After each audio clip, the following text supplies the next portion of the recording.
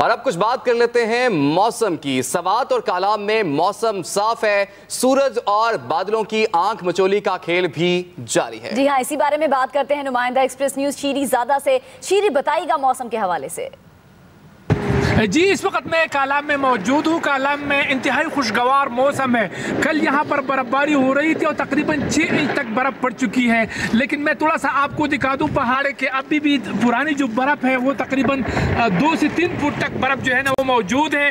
पहाड़ जो है ना वो बिल्कुल सफ़ेद है। इस पर जो दियार के दरख्त है वो बिल्कुल सफ़ेद हो चुके हैं। मतलब मौसम सर्द है, लेकिन सर्दी इस काबिल है कि बर्दाश्त किया जाए। आज जो मौसम है महकमा मौसमियात के मुताबिक आइंदा 2 दिन जो है ना शहरी इलाकों में बारिश, जबकि पहाड़ों पर बर्फबारी का इम्कान है।